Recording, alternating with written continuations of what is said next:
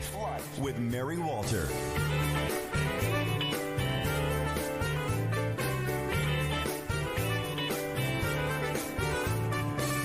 Hey, are you kidding me? The truth about Sydney, she's got a problem with the opposite sex. And if you don't like boys, don't you like boys' toys? Then also levels you and she would connect.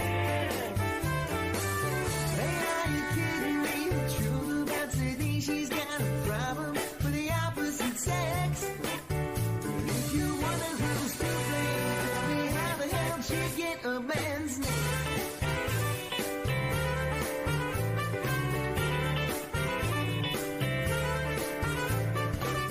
Her daughter Rachel, she went out to get a facial and she came home with her hair on a mess.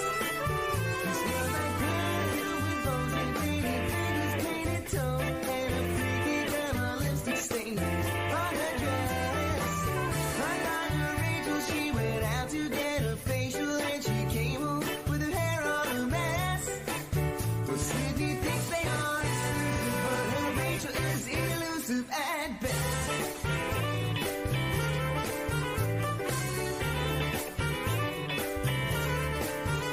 You're listening to Life with Mary Walter. Life with Mary Walter.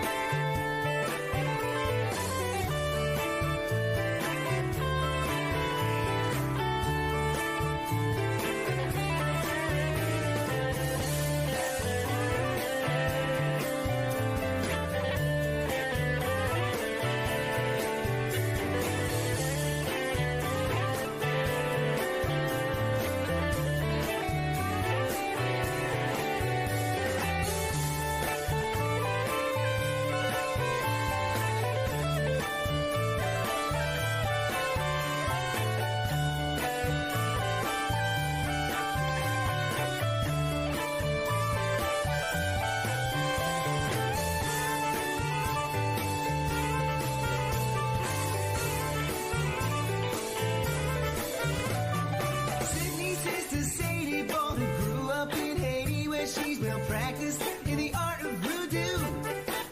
But next time nature calls, thanks to Sadie's voodoo dolls, they'll be burning like a fire for you know who.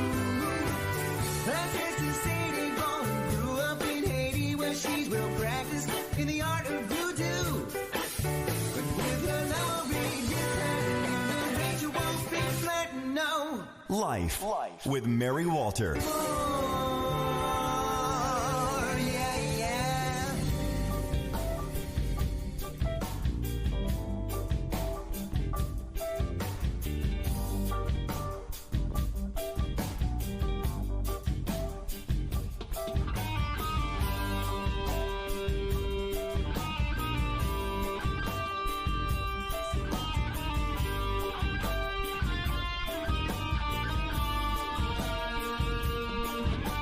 Smoke rings rising in the air, and words said on paper that you don't even care to share. With all your friends gathered all around to hear this sudden slippery sound. Take them back to where you once belonged. Show them everything you've got. Take them back to where you once belonged. This is your big shot.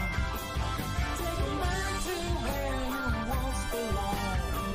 Show them what you've got. Take them back to where you once belonged. This is your big shot. You're listening to Life with Mary Walter. Life with Mary Walter. Life with Mary Walter. Perfect timing on that one. We couldn't time that better if we tried. Welcome to Life with Mary Walter. I am Mary Walter. This is my work husband, James Rabick, producer extraordinaire, wonderful guy. And we missed you last week, so I'm so glad you're back. So, I love being back. Everything okay? Everybody's hale and healthy and hearty, and we're all good? Check and check. Good. I'm glad to hear it.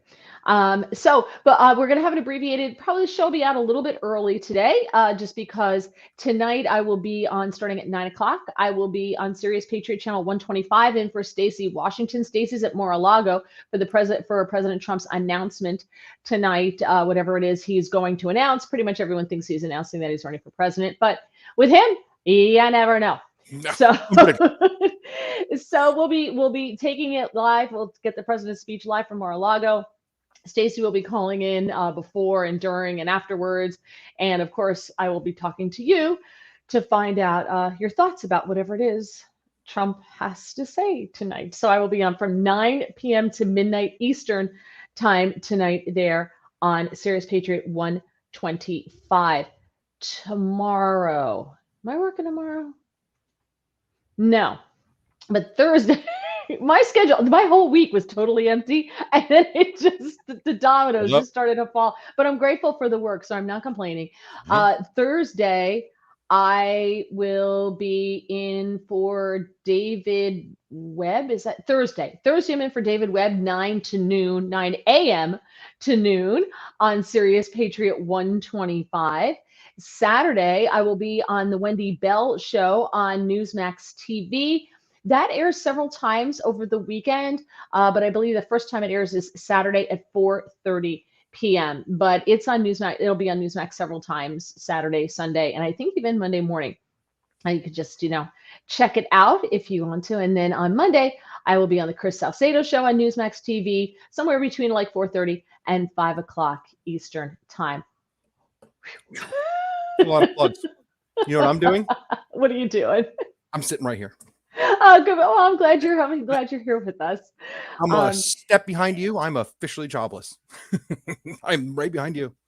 Wait, what do you mean you're officially jobless? I put my notice in at the station, so I know, but I thought you started a new job, right? No, not yet. It doesn't start for a couple weeks. Yeah, so I got a little time here where I'm floating around doing nothing. Oh, good for you. Well, enjoy it. You're moving, so you have to do that, right? Got to do that. Yeah, got to move. Got to pack. I'm packed pretty much. So. Okay. All right. Are your parents happy that they can get their basement back? They're excited because they'll be kicking me and the girlfriend out. Yeah, well, that escalated pretty quickly. It did.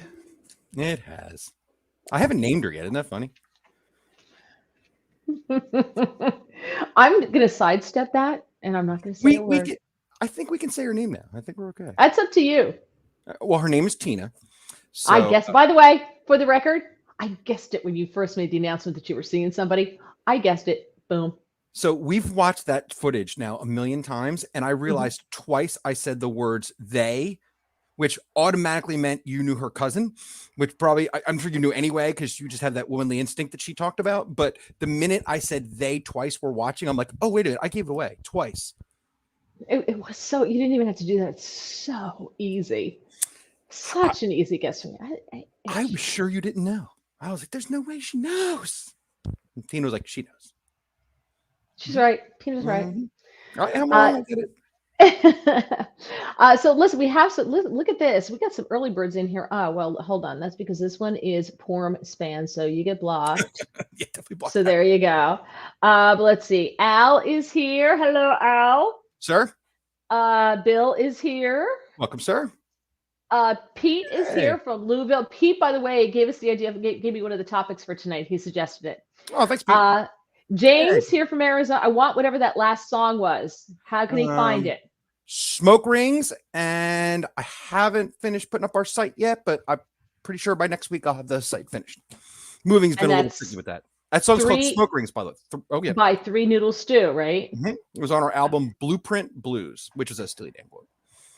Anybody like Steely Dan? Yeah, well, it's very Steely Dan. 100% very Steely Dan. Big fan. So, all right, Smoke Rings by Three Noodle Stew. But there are some of your songs on YouTube, correct? Mm-hmm. Yep. Okay. There's a few live performances out there on YouTube. If you just look up Three Noodle Stew, they'll pop up. Cool. Hello, Tina. There's Tina. The infamous. There she is. Wonder where she is. Does James hold that drink better than Christine? I'm always right. Yes, you are, honey. I've got something. I got like a. You ever got like a fuzzy that's floating around and I can't find it. I don't know where it went. Anyway, That's not so just very quickly, I had to take. This is driving me crazy. I got it. I got it. There it is. This is like a little fuzzy. So just very quickly, so we've had a sick cat. We had just had a bad week last week. We had a bad week, and one of my husband's closest friends from grade school was in our wedding. Everything passed away, and we had the wake on Friday, and then there was a like a memorial, the internment, and the repast and everything, and on Saturday, and so obviously we canceled all our weekend plans, but Oliver, the cat, hi, he's right here.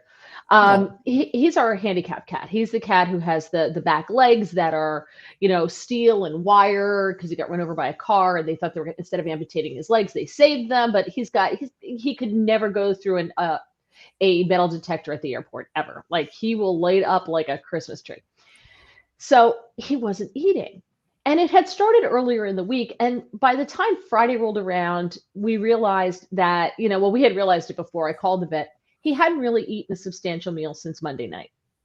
So I'm like, okay. So, and he was vomiting, but nothing was coming up. So for whatever reason, we got it in our heads that he's got a stuck fur ball because cats can get stuck fur balls. So I'm trying to get the goop down him because they have like fish or chicken flavored. It's petroleum, but it helps to break up the fur balls, right? Normally, he will eat it out of the container. He loves it. He's like, look at it. Nothing. Totally boycotted it. I tried to get him to eat like butter because that would help too. Nothing. One night at dinner, I had roast chicken out. I had his favorite kibble because he loves kibble. I had kibble out.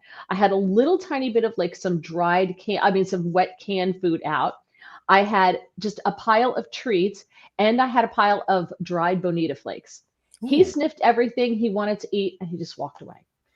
So long story short, I wind up in the vet with the cat when my husband goes to the wake. Fine. He was dehydrated. They had to pump him with some fluids. They gave him some anti-nausea medicine. So on the weekend, we wound up Saturday. We went to the food store and we got like only made in America food. And we bought sensitive stomach kibble and sensitive stuff and frozen chicken bite food. And we bought, little wet packets that were like $2.50 for 2 ounces of food because it's for sensitive stomachs. And we hoping he's going to eat that. And then we're in our local bar and the guy who runs our bar lives right next door to the bar. Has 10 indoor cats and 1 outdoor cat. And so he came over, he went home and got these like little tubes that have like, it's mostly gravy, but it's got pureed meat in it. He's like, oh, cats love this. He turned his nose up at everything. Wow. So we go to CVS and we got Miralax, which is a laxative. And my husband titrated it down for a cat from a human dose to a cat. Put it in a syringe and we just, you mix it up, it's tasteless, but he wanted nothing to do with it. So we had to put that in him. And so he finally, long story short, we found some vomit that was just a little bit of fur in it. So we figure, okay, it's breaking up. And long story short, he's eating. So all's right with the world. Nice. $250 in vet bills. And God knows how much we spent in designer cat food trying to get him to eat, but totally worth it because now he's eating. So all's right with the world. But Shirley, our older cat who's on Prozac, we noticed was acting very strange. She's acting a little weird. And I kind of figure like they know when the cat, when each other are sick, like they have a sixth sense. They kind of know. Mm-hmm. So we got our counters refinished. We had the marble counters refinished because they tend to, they have a tendency to pit because you can get the shine off of marble very easily. My camera's shaking because Oliver is taking a bath on the table to my right. That's awesome. I don't care. So my camera's going like this because he's taking a bath right here. So so anyway, so she's on Prozac because she has problems because she urinates in spots where she's not supposed to do it. She marks inappropriately, and she came from a previous home, so we don't know what her home life was. So we've been battling this forever, but she's so much better on the Prozac. All of a sudden, she starts peeing on the counter, like full blown on the brand new, refitted, repolished island. And we're like, what the heck? So we come downstairs, we get that cleaned up. Okay, fine. Then I find one on the counter where she like had gone on the wall, but Grace could do it too, but we're not sure. So I got that one up. Sunday morning, I come downstairs and then I notice that there's one in the prep kitchen, like the pantry kitchen. And I was like, oh, what the heck? And then I noticed she likes to pee the corner, so we actually have tin foil there to prevent her from doing that because it's right near the air conditioning vents, and I'm 100% convinced she's going to pee down those high velocity things. No. So I've got tin foil there, right? Because it's a disaster. And I turn around, I'm like, oh my gosh, look at that. Now that one's a little bit older, so you got to bleach the ground, you got to clean it up. All right, so I was on my way out onto the porch because I had some picture I want to bring out onto the porch. I walk into the south foyer and she peed on my drapes and the floor. And I'm like, bah! So Doug springs into mode. So now I'm on a hunt. She peed on the leather couch. She peed on a decorative pillow. It's all over the place. I kid you not. But I tell you, I made a list of every, would you like to get this now? My husband hoards cleaning products like a leprechaun hoards his Lucky Charms. Okay. Smart.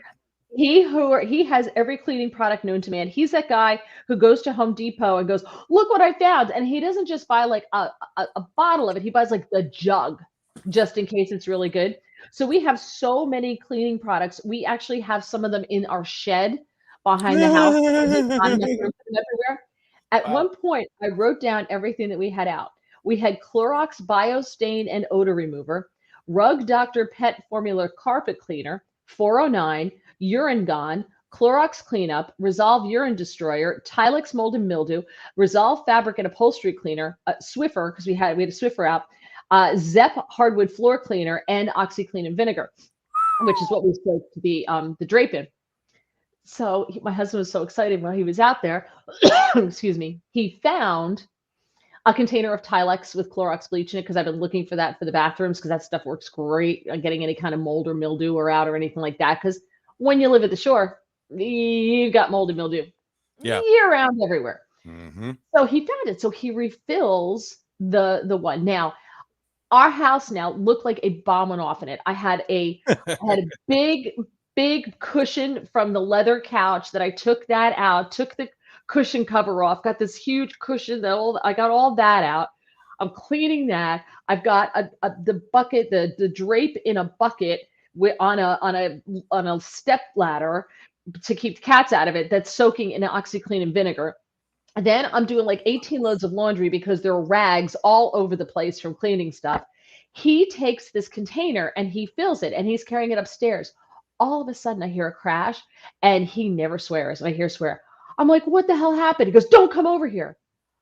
The back stairs, the top came off the Tilex container. And when I tell you, almost the entire bottle sprayed all over the walls, the floor, the door, onto the wood floor in the dining room. And it's got bleach in it. And it was thick. Like it was puddling. Like there was so much of this stuff. So I just had to laugh. I just started laughing because the house looked like the bomb went off in it anyway. And then he added this to it. Like bleach everywhere for fun, you know? Everywhere. So he goes, just get it off the floor. So I'm trying to get it off the dining room floor, which is why we had the hardwood cleaner out because we had to refinish it. Ate through the finish on the floor really quickly. That was my question. So now he had to we wipe it all up. I had to do another load of rags because we wiped it all up. I had to wash all the covers that were on the couch because we put sheets on everything because then I don't have to dust as much as sheets. I had to wash all those. I'm cleaning the decorative pillow. I got that going on. Wound up eating through the finish. So now he's on his hands and knees with the hardwood floor refinisher doing that. It was just hilarious. It was just the funniest freaking thing ever. We got nothing done, but that was my day on Sunday. That's what I did on Sunday. It was absolutely insane. So, You technically got a lot done. Just all in one thing. but nothing that we wanted to get done. No, it's true. Have you seen the cat book? I could pee on that. My cat pees on everything. She pees on everything. Here on this table, if I leave any of my stories on this table, I'll come back the next time and she'll have peed on them. You literally said something I want to circle back to. When you first said, and my cat's on Prozac, I'm like, I didn't hear that right. There's no way I heard a cat's on Prozac. How do you diagnose a depressed cat? And then you said it's for the peeing. And I'm like, oh, Prozac for peeing. Because she came allegedly, because they'll lie to you. I'm convinced the SPCA, all these rescues, will lie through their teeth to get you to adopt an animal, right? And then they hope you bond with it and don't return it, like this cat. So she was a year old when we got her, and she's really cute. She's really cute. But she supposedly had an older owner. Okay. And there were 2 older cats that were like 15, 16 years old that got put down, and then they rescued her from the shelter. And I think because her owner was elderly, he or she probably just put newspaper down, right, and just let the cats pee on newspaper. Right. And we figured that out pretty early on in the game. Like if the construction guys left drop cloths down, they would call me and they're like, "Your cat peed on my drop cloth." It was getting pretty bad, and so I especially when we got Oliver, she kind of lost it. She really just was acting out a lot. And we take her to the vet, and the vet's like, "Look, I have this like 6 cats or whatever." And she said, "Have you ever considered medicating her?" I'm like, "No, I'm not medicating my cat. What are you talking about?" I did the feel away stuff. I did holistic sprays. I did all that stuff because I'm not medicating my child. And you know what happened? She peed in one of my pumps, one of my shoes, and she peed in my pocketbook. Oh no, that's awesome. So when that happened, I called the vet and I'm like, "Bring on the Prozac." And you know what? It worked. She's so much happier. She's a much happier cat. She doesn't pee nearly as much. But when something like this happens, like when things are out of sorts for her, I don't know if it's because the marble man came and polished the marble and took her previous pee smell out of it. I don't know if it's because Oliver was sick and like she knows that he was sick and that things were kind of definitely off in the house. I don't know what it was. So we're hoping that it has now stopped. Sympathy pee. Yeah, I get it. Is that what it was? Yeah. Never get a guinea pig. Oh, no way. Absolutely no way. Our last cat never did anything like that. Never peed out of the side of the litter box, anything. Yeah. Hey, she's right about guinea pigs, by the way. Guinea pigs are fascinating little animals. No, the other one doesn't pee. The one does. She has one that does. One that doesn't at all. The fun, wild one is the peer. And again, I think I've told the story. We used one guinea pig to ghost hunt my old work. And I laughed my butt off when she told me she had a ghost hunting guinea pig. And it was. And I feel like that's when I bonded with a little animal I just thought was a rodent. I'm like, how can these things have little personalities? These 2 little guinea pigs are the most personality filled animals I've literally fell in love with. I'm like, I can't believe I fell in love with 2 little guinea pigs, but they're really fun little pets. Do they normally use a litter box? Well, they have a crate sort of living space. That's usually their spot. You put stuff down in for it. Oh, their stuff's not like nearly as bad as like a cat. My parents bought a house when I was in high school in a townhouse in a place in Cherry Hill, and those previous owners had cats, and they would pee in this one back corner of this farthest back corner of the place, and they tried for a couple years to get that smell out. It's just it's brutal. Tear down the wall. It's terrible. We had to pull the carpet, the whole they did all that. Yeah. Well, that's why as soon as we see it, we've got like 10,000 ways to like extract the chemical, and all that other stuff out of anything so that it doesn't smell. So yeah, I'm on high alert at all times. So all right, I had to just share that because I was like, it was such a typical weekend for me. It was hilarious.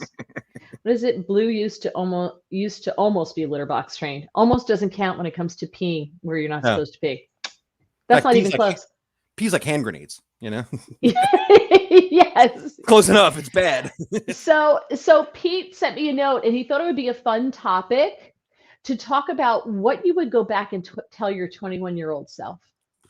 great topic. I thought that was such an interesting topic. Mhm. And since we don't do politics on this show, I thought it's perfect. What would you go back and tell your 21-year-old self? Join the military. Really? Yeah, I missed that opportunity with the military bands, and then even all the way into 9/11, I thought, man, I should just do this. Yeah, I'm not going to be a combat guy, but I should put my place and do it. And at every turn, it was always like, do you have a family thing, or you got some kind of thing going on, or like, I respect. I've always had a big thing for the military. I just, Yeah. like a dum-dum, never pulled that trigger. And I think now, like, had I joined quickly, I've told the story a million times, but I auditioned for all the military bands and got into the Air Force and Marine bands were the ones that originally accepted me. And Air Force band was 8 weeks of basic training down to 6 if you were in the band. The Marines were all 13 weeks of basic training, then infantry school, then band school. So I was looking at almost a year before I would have actually been a drummer. And I was like, And for the Marines, but not for the Air Force, right? no, Air Force, quick, 6 weeks of basic training and right into Right. the band. No band school, just right into the band. You just go. So and do go to the that. band.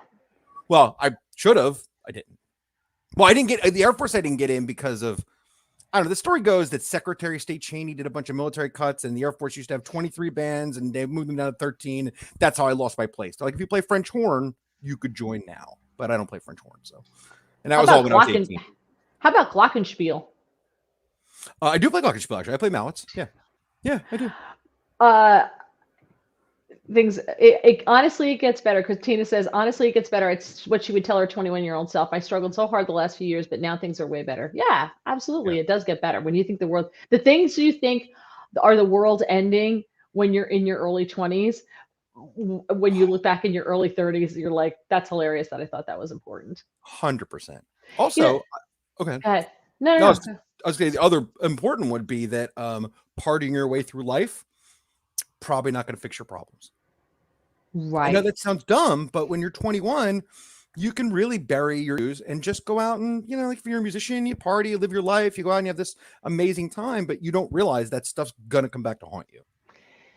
Yeah, I probably would go back and tell myself, your life at 21, like 31 seems so old right now. Yeah. But so much is going to happen in your 20s that every decision you make in your 20s is going to shape the rest of your life. Like, it's amazing how your 20s are so important. Like the jobs you choose to take, the jobs you don't take, that's going to set you on a career path with salary and where you're going to live and all that kind of stuff, right? Mhm. And where you live is going to influence who you meet, who you fall in love with, who you marry or don't marry, and all that kind of stuff. So the 20s are so crazy important, and they're fun. I think they're a lot of fun. But I think I would go back and tell myself that, the just be careful about the choices you make now, because they will influence the rest of your life forever. Yep. Right? Like, honestly, if I had to go back, but it was in my I was 30 when I started in radio. And honestly, if I could go back and tell myself not to do it, I would do it, because career path wise, I turned down a corporate job, because I'm like, this is going to be fun. I'll never get the opportunity to do this again. This is so cool. I would be retired. I would have had a pension. I would have had a cool corporate, a corporate gig. Wasn't a cool job, but it was a corporate gig. And if I could go back and tell myself, don't take that job. You're going to have fun, but you're going to never make money. I would do it. Band was never for me. I can play, what's a vibraphone? Is that Like a something- glockenspiel, but bigger. More like a xylophone, but metal bars. Or So metal bars. when I was in high school, my parents, I swear their entire mission in life was to make sure that I was the biggest dork they could possibly produce, right? Because they Mhm. never have to worry about me getting pregnant, I guess. Mhm. So I was a dork anyway. I loved to read. In high school, I voluntarily took Latin 1 and 2 because I had too many study halls, because I had finished all my requirements. So I was just looking for, and I got straight A's or that kind of stuff. My mother thought I should join the band my sophomore year. She wanted me to join the band. And she said I should play the Glockenspiel. I'm like, what the hell is I don't even know, but my father's German. So I guess she felt like the Glockenspiel is like from the homeland. I don't know. And Right. she thought that not even a twirler. She's like, no, you should be in the band. And I was just like, okay, I see what's going on here. I see what you're trying to do to me. Like, I'm dorky and devoid of friends enough. Like my cast in life has been set right now, right? Like it's not going to get better. When I go to college, I can try again. But for the next 2-3 years here at Bridgewater East, my cast has been set. I'm not breaking out of it. Okay. There's not going to be like the quarterback of the football team who's going to come around and suddenly want to date me and pull me out of the lower part of the totem pole. That's Right. not happening. Right. I don't need to make it worse by donning a high school band uniform and picking up the Glockenspiel. So I will say though, band does have its own dating scene. You know, it does, and it's Band does have dorkier its than own where I thing. wanted to be. I knew I was above that dorkiness. Like you know Right. where you sit, Yeah. stay in the caste system, right? Yeah. I didn't want to go down. I knew that I was cooler. I was higher in the caste system than the band geeks. Oh yeah. Theater people are higher than the band geeks. I mean, Yeah. a step. Although there's a lot of cross pollination between the band and the theater Yeah. theater people. There's a lot of 100%. cross pollination there. So, all right, let's see here. Rachel, I would tell myself that your happiness is more important than pleasing others, and you don't need to please. Yes, so true. I made so many decisions. The jobs that I took when I first got out of college, my parents insisted on vetoing or approving of my job. Oh, there he goes. Of my job offers and which one I took and which one I didn't take, which one I didn't took. My father would actually sit there and go over the salary with me and what the job was, and say, nope, you're not taking that one. Or yes, you can take that one. My parents decided my jobs for me when I first got out of college. And you were good with it. As I good as- didn't know any. I'm the oldest, Right. the only girl. My parents, I swear to God, were Puritans who came over on the Mayflower and just aged well. So, they were very conservative. They were, a double standard. Girls can't do this. Girls can't do that. Can't do. And my brothers, who were like 6 years and 8 years younger than me, could do stuff that I wasn't allowed to do. So they were very strict, very, very, very riding my butt at all times. So I just did what they told. I was living in Texas with one of my jobs. I got transferred to LA from LA to Texas, and I wanted to get a dog. And do you know, I called my parents and asked their permission, even though I lived 2,500 miles away from them. Oh God, that's great. Well, Because I knew if I didn't, and I got a dog, and I quit the job and I moved home, which I eventually did, I was going to be bringing the dog with me. And I didn't want my mother to tell me like, well, you have to get rid of the dog, right? Like I just wouldn't have gotten it then. But if she was going to tell me that, no, you can't bring it home, then I just wouldn't have gotten it. So I knew by calling and asking if I had permission to get a dog, even though I was living on my own 2,500 miles away, that should that change, they wouldn't tell me to like give the dog away. I can add to that when you told you're 21. You don't have to run from your parents' house just because you want to do things they don't approve of. Like, I know that sounds crazy, but it's literally the opposite of what you did, right? Like, even though you moved away, you asked your parents, who are smart people, I'm assuming, and have a, like you said, they're conservative parents with, smart ideals or whatever, and your best thoughts at heart, as were mine. Smart parents always have my best interest at heart, but there's so many times, like, my brain, especially when I was 21, was, I got to move away so nobody can tell me what to do. And which is not the smartest reason to just move, right? Or change your life patterns, or to live poor, or to make bad choices, because if you're worried about your parents' expectations or not meeting your expectations, probably a better way to live. Right. I lived my 20s to please my parents, that I did. I think you also have to kind of like what you're talking about, but I should have, because I did live on my own when I was living in LA and when I was living in Texas. And then I came home and I moved back in with my parents. And then like I was home for a year or whatever, a couple of years, and got engaged, So I was like, well, I'm not leaving now. And then my husband and I wound up living separately anyway, because of residency and all this other stuff. But I think it's really important to live on your own once you have a job and you're paying your bills. So you really learn what life is like, that you have to budget and you have to, go grocery shopping and, all those things. I think that that's important to do. I think I would, go back and tell myself, you need to definitely, yes, you're back at your parents' house. You've lived on your own. You're back. You're saving money. You need to go out and get a job. Anyway, you need to get out of the house and get your own apartment somewhere and, do your own thing first before you settle down. I think that that's important. Yeah. All right, Pete, who sent us the topic, says, work hard, live modestly, save money, really limits the likelihood of having money issues. Also take the time for family. This may be somewhat cliche, but live, love, and laugh is so important. All good points. Yeah. See, my parents were so strict with saving. So like we had piggy banks and I had a bank account. You had to put so much, you had to take your allowance, put so much of your allowance in your bank account. My father would take us to the bank on Saturdays, to deposit our money.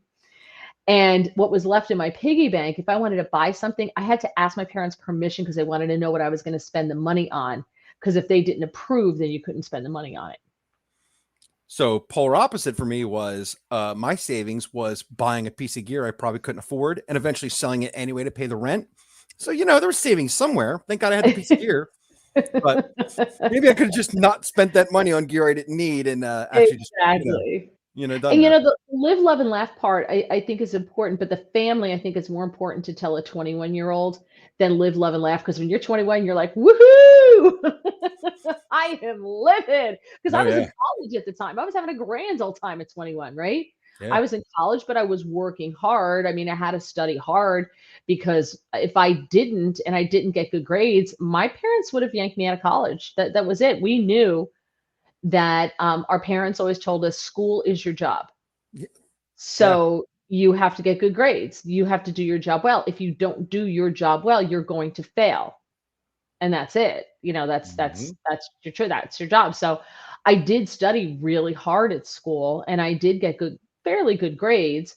But my father always pounded it into our heads. If you don't study hard, you don't get good grades, you're not going to get a good job. And that is going to set your pattern for life. Your starting salary is going to set where you start for the rest of your life, where you go in the rest of your life. So Yeah. I'll tell myself to prepare for death at 30. Well, Oof. that's awful dark. That is And a little dark. I know Al's over than 30 and he's not dead. So okay. Yeah. Did you end up getting the dog? I did. Asbury. I named her Asbury, this little mutt from the shelter. She's a little mutt. And I brought her home and she got along with my parents' dog, the family dog, Dumpling. She got along with Dumpling beautifully. Dumpling was his 98-pound German Shepherd Golden Retriever mix. They got along great. And she adopted my grandfather. Aww. So when I moved out of the house, my mother's like, were you taking your dog? I'm like, I can't. She's in there sitting on his lap in his favorite chair. I can't take my dog. It's his dog. So I wound up, he wound up inheriting Asbury. So that was fine. James, when I was 19 is when I had enough of everything, took off, flew to Australia and didn't tell anyone. Okay. Threw everything in storage and called when I got there. I stayed 6 months. Oof. At 19, I didn't have the guts to do that. I don't know if I have the guts to do that now.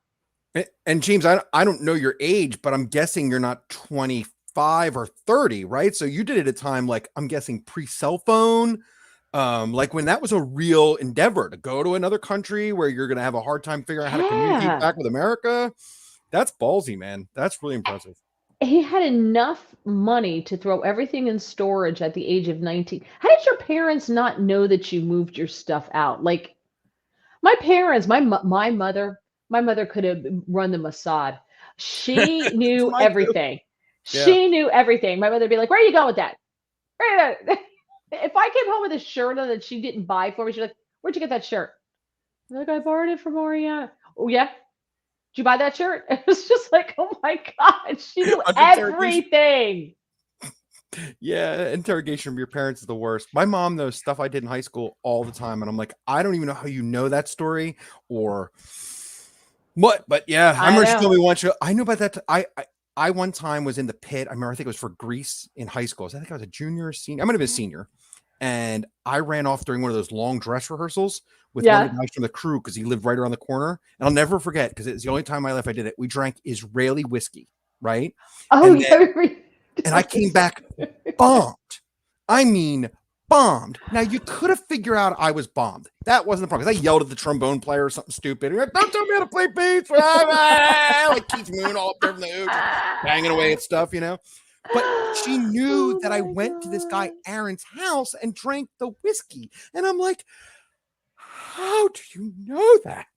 I don't even get it how you know that. But she's got Yep. all those stories. She just knows. Yeah. Just knows. Jerry wants that. Why did you choose Villanova? Because well, Jerry and I went to high school together. Mhm. So my guidance counselor, I think there were two in high school, and you didn't go to the colleges. They just sent you like they gave you a brochure and they said, look at this and then figure out if you want to go live here for the next 4 years. Like you Yeah. didn't. There wasn't. It was just a brochure. And so he just thought it would be a really good school. I got accepted to Villanova. I got accepted to I want to say I think it was Vassar to study Ooh. foreign languages. I was going to study Russian. I was going to study foreign language, and I didn't want to go to an all-girl school, so Right. I didn't go there. Is that a regret now And that you didn't study Russian? Because man, you'd be killing it right now if you were studying uh, Russian. there you go. Go back and tell my 17-year-old That's self, right. it might be a good idea. Right. So I never saw it before I decided to go there. I didn't know anybody who had gone there. I had my heart on going to Lafayette, and the only reason I want to go to Lafayette is because friends of the family, their son went there, and I knew him, and so I knew he went there, and I had visited there, and I took the college tour because Villanova was too far for my parents to take me apparently. So we went to Lafayette to look at it because it was closer. And I'm like, oh, I want to go here. And my guidance counselor said to me, he said, Lafayette is harder to get into, but easier to stay in. Villanova is easier to get into and harder to stay in at the time. The Now gray Villanova's impossible to get into. So right. yeah. So it's a good thing because I couldn't get into it now. Al, I bought a plane. I bought a plane 6 months before my stroke. Was that at 30 though, Al? Because Al's the one who said, prepare for death at 30. Huh. That's a good question. Okay. James says Oh, yeah. he's 46 now. So he's Yeah, the one so who went about my in age, yeah. 19. Yeah. Yeah. He also said, I had my apartment at the time. I had an apartment at 19 years old. I did too. Wow. Yeah. I moved out at 19. Oh, I was such a kid at 19 years old. Me You're too. such a baby. Mm-hmm. Oh, I remember like trying to figure out how to cook with my roommate. Like, can eat SpaghettiOs every day. Like, one of us got to figure out how to cook a steak or some chicken, right? Like, you're 19, you don't know any of this stuff. Like, we can't live on this. Someone else has to figure out how to cook. Like, you can't spend money on McDonald's every day. Like, you're 19, you think like you live on your own. I can eat what I want, and then like 5 days of eating like poop, and 19 even, you're like, this is not good. This is not the way to live. I'm gonna have to figure There's this only out. so much 30-cent Kraft mac and cheese you can eat, right? Right. And I mean, popcorn. it is a good and popcorn, right? I mean, it is a good lesson that young to like live on your own and have to figure it out. That's actually how I learned. I mean, my mom always taught me a little about cooking, but I remember calling my mom like, hey, I just want to make spaghetti and meatballs. What do I do? And then she's like, come over Sunday and watch me make the meatballs. And I watched her make meatballs. And I came home that Monday and made spaghetti and meatballs. My roommate was like, this is gourmet. What are you doing? You're a god. I poured jarred sauce and boiled some pasta and ground some meat up and rolled it into little balls. But hey, I lived off campus for 4 years because they didn't have enough housing because at the time Villanova had dean of women, dean of men, and all the housing was separated based on gender. And so I went up off campus with 3 other women. And so we had to do all of our own cooking. Like we had a kitchen and we had to do all of our own cooking. So you definitely learned. Luckily, my freshman and sophomore year, one of my roommates loved to cook. It was great. So she just cooked. My junior year, she moved out. I had different roommates. And we ran out of money a lot. And we ate a lot towards the end of the month. There was a lot of mac and cheese, a lot of carbs, a lot of popcorn. There was just a lot of carbs. Did you learn all the magic things you can? I love her comment, by the way. All the things you could do to mac and cheese. I remember that too. Like, oh, you can put leftover chicken in it. You can put what kind of we stuff? Never did that. One of my roommates tried to extend the mac and cheese, and she gets so mad at me because I talk about this all the time. She's like, I got a great Peppy story because she lives right near me now, and she chopped up carrots into little tiny pieces because they're orange, so she didn't think we would notice. And I'm like, what the hell is in here? What did you do to the mac and cheese? She's I like, mean, and I'm guessing like back then she didn't saute the carrots and do some fancy. She just chopped up chopped the up carrots, and carrots threw in the mac and and cheese. threw over the mac and cheese. Like, what the heck? Oh, that's awesome. That's so She good. was trying to make it go longer. Yeah. That doesn't work. No. Oh my We god. had Oh, go ahead, Ruder. go ahead. I was just going to say, Ron makes a really good point. He said, so many what ifs, thinking back, if I had whatever, I never would have met, done, been to, etc. So many paths. It's crazy, right? That's right. Yeah, 100%. But that's why this is a great question, because you would tell yourself, do this or don't do this. And, because you know the path that you did choose and that you did go on and where you wish you had gone elsewhere, like you with join the military.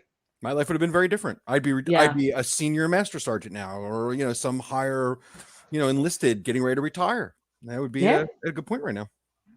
So Al was 30 when he had his first stroke. Wow, that's crazy. Wow, that's tough. That is crazy. Tina James, 19, many, many years ago.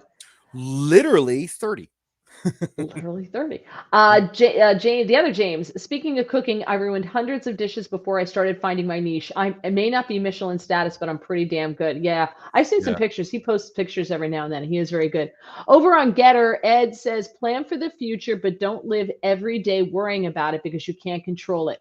Can I tell you, my grandfather, who I adored, my best friend, always used to say to me, what are you worrying about? And I'd say, oh, I got that. And he goes, well, if you don't sleep tonight, will that change it? Will it be different in the morning? And I said, no. He goes, then go to bed. And it's easy to say that, but I think learning how to do that, it takes a lot of time. That's not something you learn and embrace in your 20s. I don't think. Oh, yeah. I think that's super hard. It also says, if you plan, you'll be ready. If you don't make it very long, you'll never know anyway. It's true. That's exactly right. Ain't that wrong? Yeah.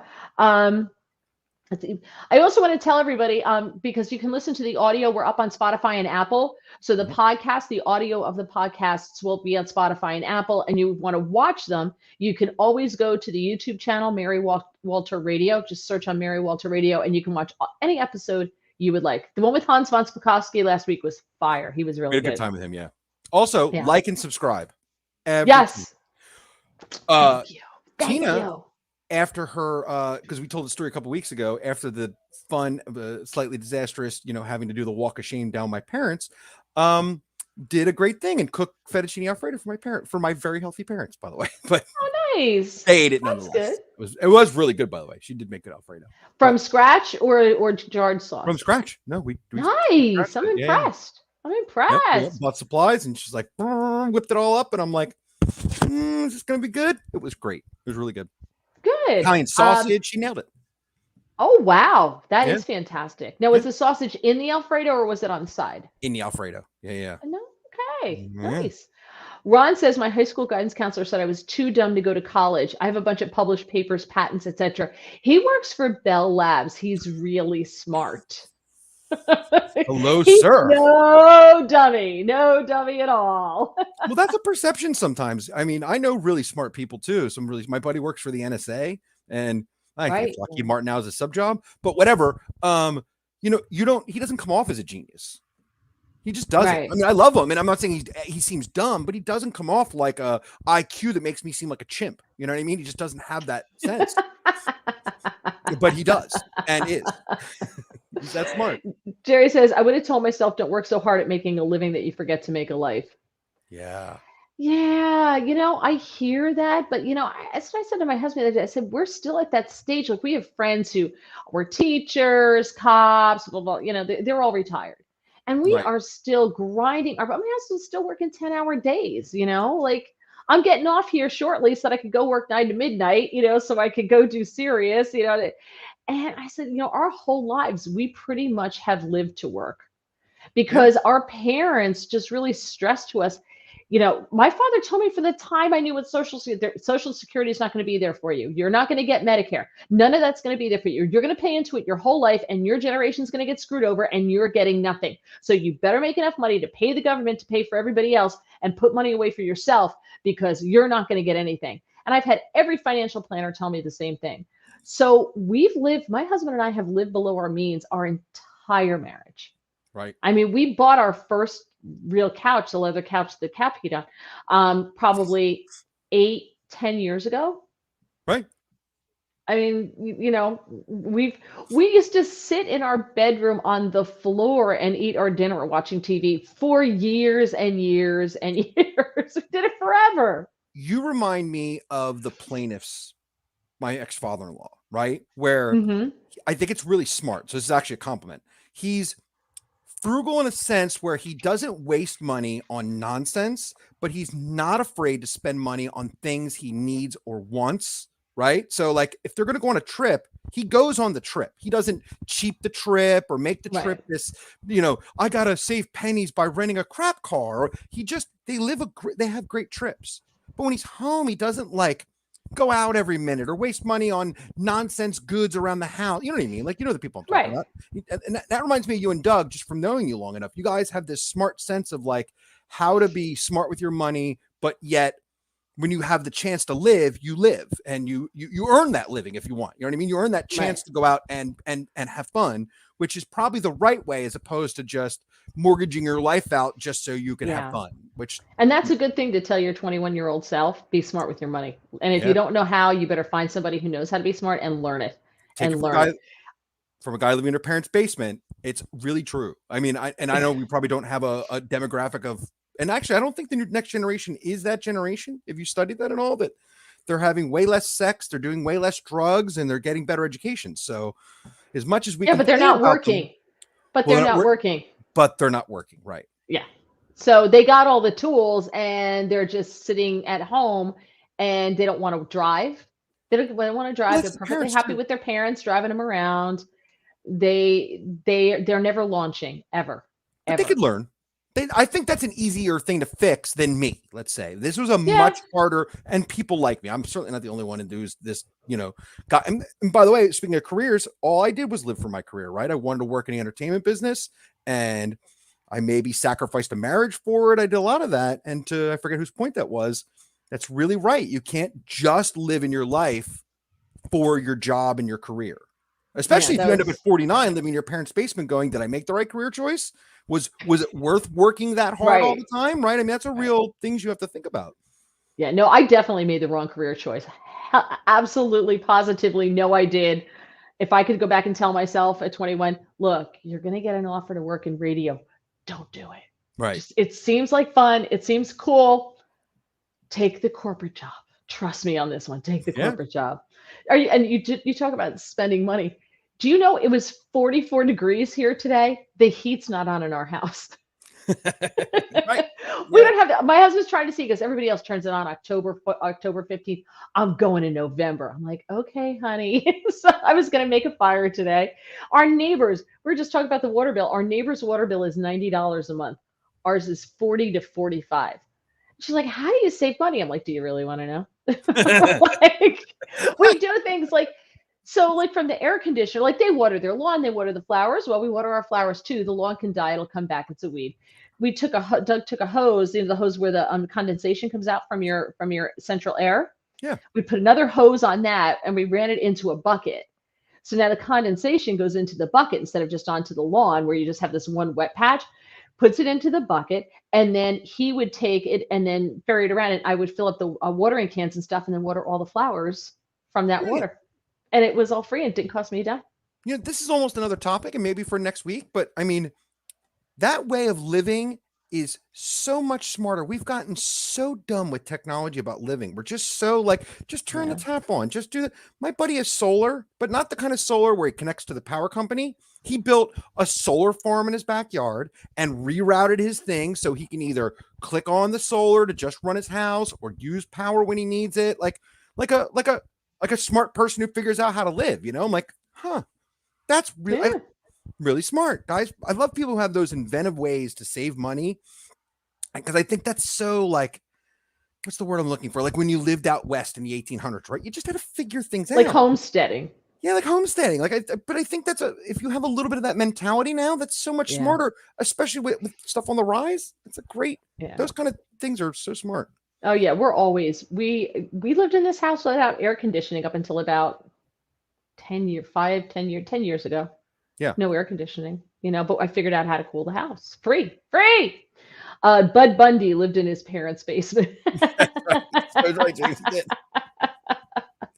All right, kids, we got to get, I don't mean to be rude. This has been a lot of fun, but we got to rock and roll here because I will be going from here to Sirius XM Patriot Channel 125. I'll be filling in for Stacey Washington from 9 p.m. to midnight Eastern time. We'll be carrying Trump's announcement live. Stacey is at Mar-a-Lago, so she'll be calling in. So we'll be going to talk about that. As James said, please like the podcast. Please subscribe to the channel if you have not done so. And then let's see. Thursday, I will be on the David Webb Show on Sirius Patriot 125 from 9 a.m. until noon.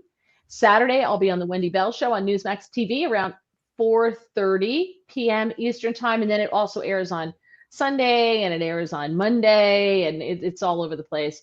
And then Monday, I will be back on the Chris Salcedo Show on Newsmax TV about 4:35. Ed Bigley Jr., yeah. Yeah. Yeah, well, he's a little crazy about it. Like he rides a bicycle in everywhere in Hollywood. Al says, I had them corporate job. My health ended at, I had singing to fall back on. Okay, well, that's good. All right, so real quick, before we do, I'll yes. throw this out real fast. James or anybody, if you want it, I know it might take me a week or two to get the links, but if you really want stuff from the band, write this down. Switch radio, the number 3 at gmail.com. I'll shoot you some links. So if you really want some links, I'm happy to shoot them over. Yeah, I think that's great. Or you know what, James, if you send them to me, I can put them in the description of this video. Oh, I could do that too. And I can put them there. And then if you just go to this video on YouTube, I will put them up there. They'll probably get up tomorrow because I have to go and do a radio show right now. That's going to take me till midnight. So I'm probably not going to get it done today. And also we're up on Spotify and Apple Podcasts, where you can get the audio. Just search for Mary Walter Radio and you can listen to them. You could take us with you anywhere. Mm-hmm. It is very, very exciting. All right. So thank you, everybody. I really appreciate you. Thank you so much. We'll see you on today's Tuesday. We'll see you Thursday for Mary Walter Radio. We'll see you then, 7:15 p.m. Thank you so much. This was so much fun. I really appreciate everybody joining in and joining us here on Life with Mary Walter. See ya. Why is it not coming up? Wait a minute. It's not. We'll be ending the show in 5, 4. Wait a minute. 3, 2, 1.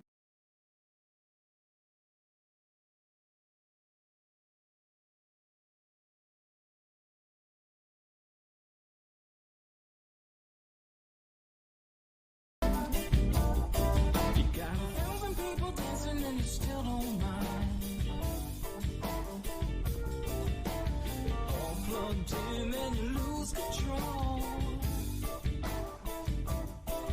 Well, nobody's even sure this is rock and roll.